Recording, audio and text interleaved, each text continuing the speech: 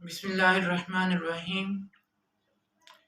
داؤد علیہ السلام سے اللہ نے کہا، اے داؤد، اگر میرے نافرمان بندوں کو یہ پتہ چل جائے کہ میں ان سے کتنی محبت کرتا ہوں تو ان کے جسم کا جوڑ جوڑ الگ ہو جائے۔ اگر میرے نافرمان بندوں کو پتہ چل جائے کہ میں ان سے کتنی محبت کرتا ہوں تو ان کے جسم کا جوڑ جوڑ الگ ہو جائے۔ اگر میں نافرمان بندوں سے ایسی محبت کرتا ہوں تو فرمانبردار بندوں سے کیسی محبت کرتا ہوں۔ ایسی محبت کرنے والا ہے ہمارا اللہ۔ حضرت یونس علیہ السلام تھے نا، تو اپنی قوم کو بد دعا دے کر نکلے، تو رستے میں جا رہے تھے تو ایک کمہار سے ملاقات ہوئی۔ اللہ نے حکم دیا، اے یونس، اس کمہار کو بولو کہ یہ جو تو نے برتن بنائے ہیں اپنے ہاتھ سے، ان کو توڑ ڈالے۔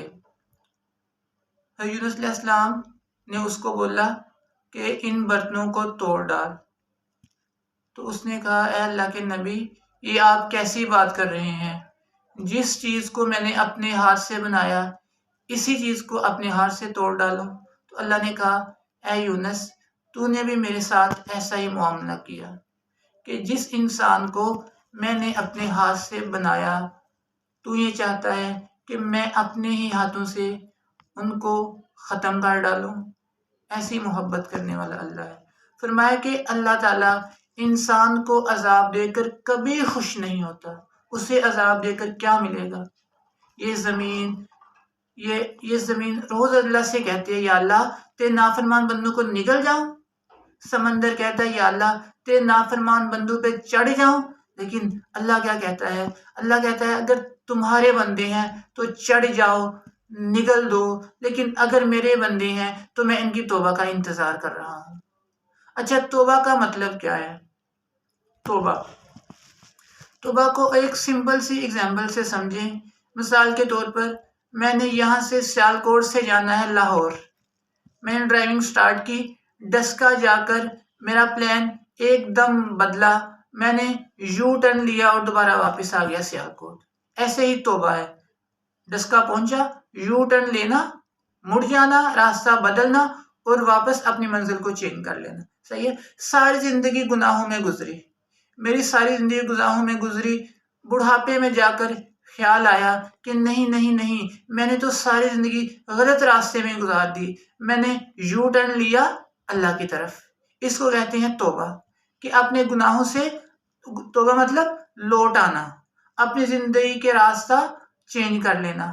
وہ شاعر کہتا ہے، جو لوٹ آئے تو کچھ کہنا نہیں، بس دیکھنا انہیں غور سے، جنہیں منزلوں پہ خبر ہوئی یہ راستہ کوئی اور تھا۔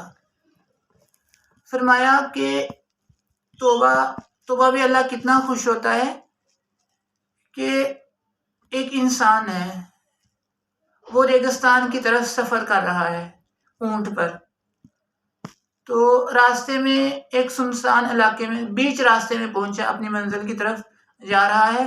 جب درمیان میں پہنچا تو تھوڑی دیر کے لیے رکا ریگستان میں تاکہ تھوڑا آرام کر لے۔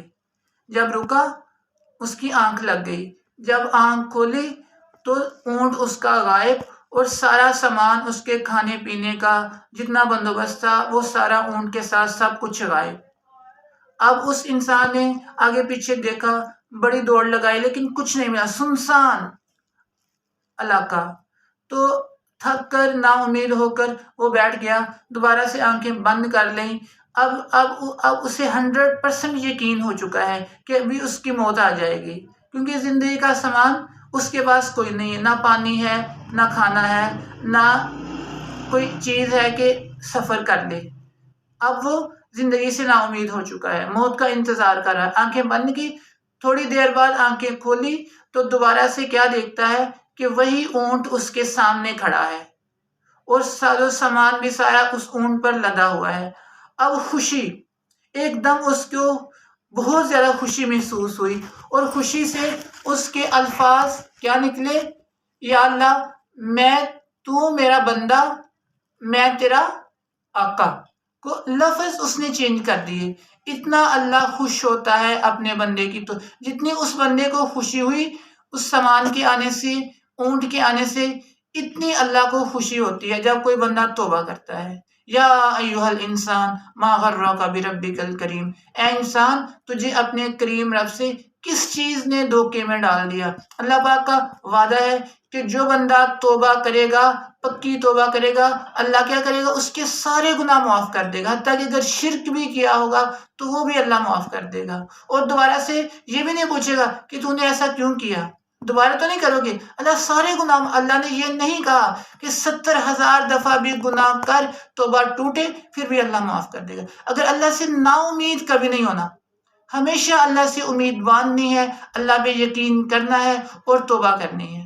صحیح ہے. جب توبہ ٹوٹ جائے دوبارہ سے توبہ کریں. صحیح ہے. لیکن اپنی زندگی کے رخ کو بدلیں. ایک دن ایسا ضرور آئے گا کہ اللہ پکی توبہ کرنے کی توفیق دے گا اور ہماری زندگی کو بدل دے گا. میری باتیں سننے کا شکریہ. آپ کا مخلص حمزہ طارق.